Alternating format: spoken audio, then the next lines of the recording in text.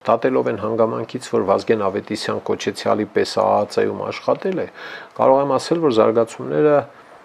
ոչ մի դրական հույսեր չեն ներշնչում ինձ, լուրջ եմ ասում։ Մարդը, որը կեղծ մատնագիր է գրել օրինակի համար ինձ վրա, ԱԱԾ-ում աշխատել է հեղափոխությունից հետո, չի հեռացվել պաշտոնից, հիմա աշխատում է քննչական կոմիտեի պետի տեղակալ, ինչ զարգացում պիտի ունեցած եղնի։ Այդ զարգացումը կոչվում է յոլա տանելու զարգացում։ Կրկաշ էլի, հա։ Կասեն, այս քրիչը վերցրու ստեղ թիր կվերցնի կտնի, չեն ասի չի տնի։ Ինչի պիտի տնի որ։ Ինչ շունն է սատկել իրա։ Եթե իմանա, որ հիպոթեքները կարող են ավելի արագ փակվել, կարող է բզբզա մի քիչ էլի, հա։ Ես իմ չգիտենք էլի։ Կյանք է, ինչ իմանաս։ Մարդ է, ասենք բոլորը տարիներ հետո ելնում պատմում են, որ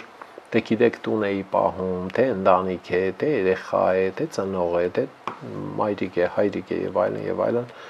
Ինչ անեինք։ Ասել էին բռնեք, փագեք, բռնել փագել ենք։ Այսքան ժամանակ երկու մենթ է ինձնից ներողություն խնդրել, իհարկե փակ կաբինետում,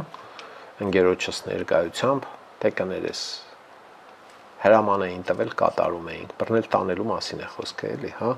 Հրապարակավ, չէ, ինչ հրապարակավ, ոնց կարող ենք մենք ներողություն խնդրել հրապարակավ։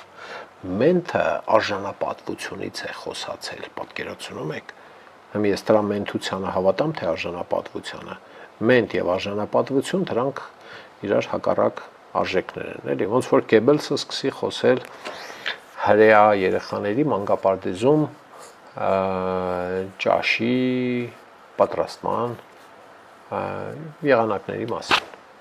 Չեք ասի այ մարդ, դու Գեբելսն ես, դու հրեա երեխաների մանկապարտեզի հետ ինչ գործ ունես։ Կամ եթե մենթ ես, հանցագործ ոստիկան, մենթը դա է, էլի, հանցագործ ոստիկան։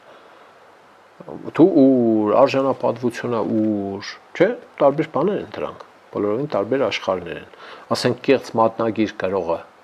կեղծ ուսում։ Մարդուն հանցագործություն վերագրողը առանց հիմքերի աշխատում է որպես քննչական կոմիտեի պետի տեղակալ ենթադրենք։ Այդ մարդու որ գործին հավատանք։